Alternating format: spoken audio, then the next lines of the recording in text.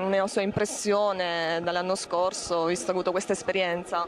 Anche il terzo direi. Terzo Sai anno. perché? Perché in quello precedente ai due io sono stato qui come ospite e lì è nato una passione, un amore, spero ricambiato perché è comunque sempre un posto dove riescono a incrociarsi più vivande, quando si incrocia la musica, la poesia, il palcoscenico, insomma è un'occasione sempre ghiotta per stare insieme.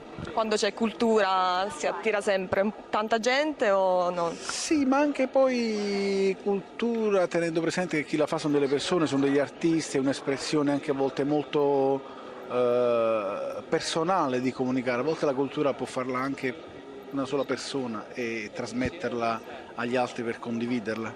Quindi è una manifestazione che consiglia a chiunque di seguirla. No, io più che altro la prescriverei, più che sì, la metterei un po' di musicultura durante l'anno, ci vorrebbe proprio un pezzettino, certamente non è nociva, non nuoce gravemente alla salute e quindi anzi fa bene, fa bene.